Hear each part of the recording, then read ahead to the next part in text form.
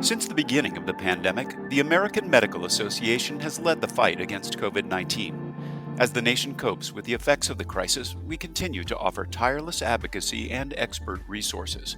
I'm Todd Unger, and this is AMA Moving Medicine, a podcast from the American Medical Association. This episode is part of an ongoing series featuring critical insights from the physicians and healthcare professionals on the front lines of the pandemic. Today, we're discussing the latest research on COVID-19 with Dr. Howard Bauchner from his vantage point as editor-in-chief of JAMA Network in Chicago. Dr. Bauchner prefers that I address him as Howard. Howard, it's been about a month since we last talked, and a lot's happened since then. Let's begin by talking about infection control and spread. What are you seeing from the research in terms of, are we seeing signs of slowing or anything new that we're learning about transmission or drivers? Well, it's an interesting question, Todd, because I think if you had interviewed me 2 weeks ago, the answer would be a little different than it is today. So I think up through mid-August, there was a concern that in the United States, that there were about 45 or 50,000 new cases each day with about 1,000 deaths. But it's very clear that in the last 2 weeks, that number seems to have declined from 50,000 to maybe 30, 35,000. And more like 400 or 500 deaths. So there's been a very substantial decline just over the last 2 weeks.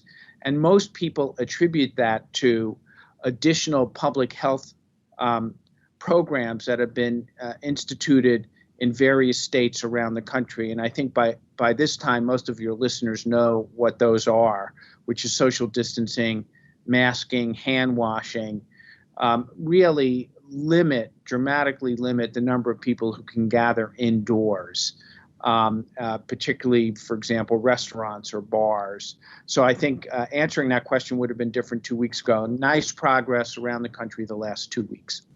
Well, speaking of gathering indoors, let's talk about school reopenings. With your background as a pediatrician, as well as what you're seeing in the research, what are we seeing in this area and what can we learn from it? Yeah, this is probably the fundamental educational question of this generation, if not in the last 50 years. That is whether schools can open for in-place education or whether it will be Zoom. It's very clear that these are going to be local decisions governed by many issues, including the amount of disease in that community, as well as in the larger school districts, how are superintendents and mayors working with school boards. I do think everyone now acknowledges, particularly for young children, virtually nothing can replace in-school education. It's very hard to imagine that kindergartners, first graders, second graders, third graders can learn as well via the internet or Zoom as they can in person. Obviously, there's an enormous amount of concern amongst the teachers and the parents about children being a reservoir of disease. I think the one issue that hasn't been clear is that younger children are very, very different than older children. There's still a great deal unknown, and I got a really wonderful scientific report from some friends in Canada. And I thought it'd be helpful for the listeners just to understand how they've looked at the data. They summarize the world's data. So this is children younger than 10, which is 5th grade. It's probably related to puberty. Are they less likely to get infected with the virus? Uncertain. Once infected, are they less likely to shed the virus? Uncertain. Are they less likely to infect others? Uncertain. So for young children, much uncertain. The good news, much less likely to become symptomatic. Yes. Are they less likely to become seriously ill? Yes. So much less likely to become symptomatic, much less likely to become seriously ill. Now, this changes for people older than 10. Are they less likely to get infected with SARS-CoV-2? No. Once infected, are they less likely to shed the virus? No. Are they likely to infect others? Are they less likely to infect others? No. So 10 or older, they're behaving much more like you or I, like young adults or adults. Are they less likely to become symptomatic? Yes. Are they less likely to become seriously ill?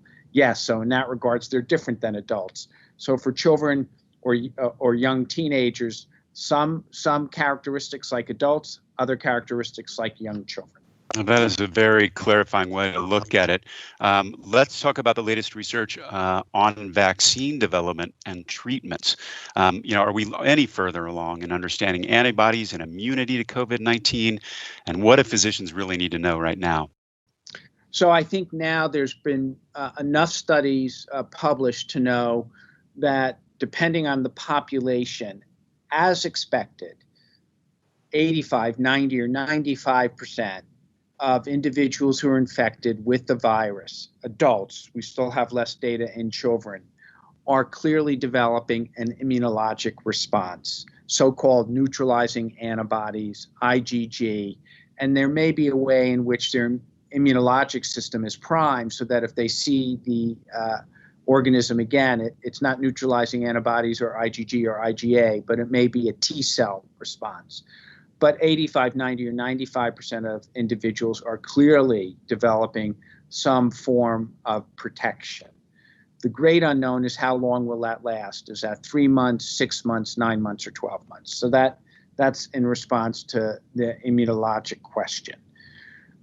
Then you asked, secondly, about vaccines.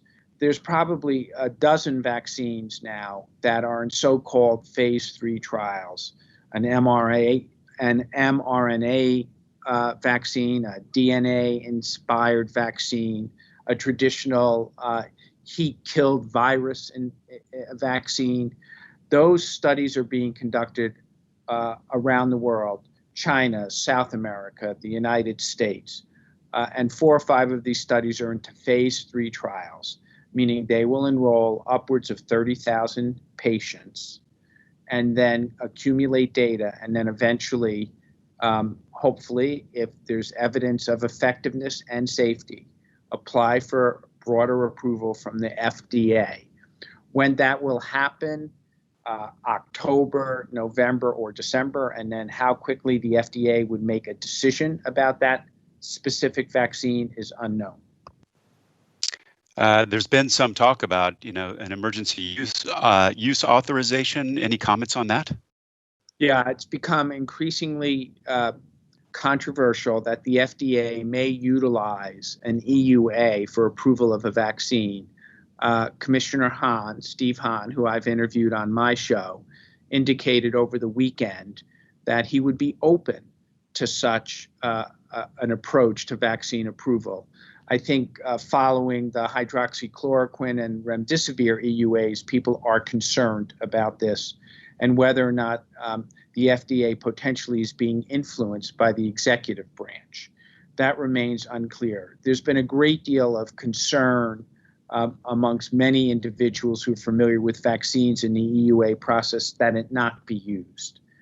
I would say we need to see the data. Before we broadly indicate that an EUA absolutely shouldn't be used, I think it's incumbent upon us, given the dramatic impact of the pandemic on life, that we see the data. I would be reassured if ACIP, the Advisory Committee on Immunization Practices, and the FDA Advisory Panel on Vaccines would make public their recommendation to the FDA after they get a chance to see the data. I'm very concerned that if the FDA approves a vaccine based upon an EUA, but ACIP and the FDA Advisory Panel disagree, that will create havoc. And so I think it will really be important for the public to understand what does ACIP and this advisory panel believe about vaccine approval. Well, thank you. One issue I've seen recently is the question about the after effects of COVID-19 for people who survive. What is the science telling us in terms of lingering symptoms and issues and long-lasting effects? What do physicians need to know about caring for these patients?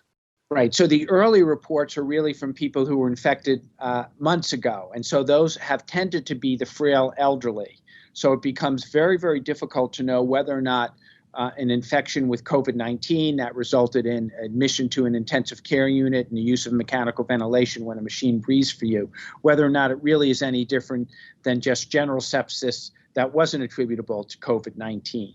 We know for those patients, and we've had a research letter as well as 2 opinion pieces about it, that rehabilitation, physical and mental rehabilitation, can take months for those individuals. In symptom reporting data, it seems like people who were infected early on are reporting symptoms out at 2, 3, and 4 months. But it's likely that the individuals who were frail and infected are going to need far more rehabilitation from this disease than perhaps they have needed from other diseases, given that the course of the intensive care unit has been so long. But whether it's fundamentally different is a little unclear at this point. Well, last question. Let's think about what we're just about to enter the fall. Actually, Um, what about public health preparedness and any guidance for the fall? Yeah, I think everyone is uncertain. All the experts are uncertain, but they express the same concern. And why do they express the same concern? Firstly, it's clear that the disease waxes and wanes, at least in the United States, and even countries that have done far better than we have had additional outbreaks. And so we know that disease still lasts or resides in the community. The great concern of the fall is 2 or 3-fold. First, people move inside, and we know somehow the disease appears to spread far more effectively inside than outside, which is traditional for respiratory viruses. So that's the first great concern. The second is the flu season will be upon us in the fall, and so you potentially would have flu on top of COVID-19. Now, when COVID-19 became prominent in the U.S. in February and March, it was towards the end of the flu season. So even though some of the healthcare systems were overwhelmed, they were seeing the tail end of flu. If in October there was a tremendous surge in COVID-19, indoors, more spread, people back to college, back to school, not adhering to mask, social distancing, hand washing, and that was combined with flu, that's the great concern. And so it's just uncertainty. And so people have really asked, experts have really asked, please get your flu vaccine this year. And then try to continue to practice good public health measures, which will be social distancing, masking, and hand washing. It is complicated by schools and colleges. Now, some people have argued, we don't know what percent of the U.S. population has been infected. It's about 330 million Americans. I think the minimal number that people say is 10%, so that would be 35 million people. If it's 20%, it's 60 or 65 million people. It means that number of people by the fall should still be protected, so they can't get infected and they can't spread disease. So the only glimmer of hope that I have for the fall is that because maybe 50 or 60 million people have been infected, maybe the fall will not be as bad as people potentially fear. But really, people have to get their flu vaccine. Good advice. Howard, it is always a pleasure to be able to hear your perspectives. Thanks for being with us here today. That's it for today's COVID-19 update. We'll be back soon with another segment. For updated resources on COVID-19, visit ama-assn.org/COVID-19. Thanks for joining us, and please take care. This content was originally published as part of AMA's COVID-19 daily video updates. Find the latest at ama-assn.org/COVID-update. I'm Todd Unger, and this is AMA Moving Medicine, a podcast from the American Medical Association. You can also subscribe to other great AMA podcasts on Apple Podcasts, Google Play, Spotify, and Stitcher, or visit ama-assn.org/podcasts. Thank you for listening.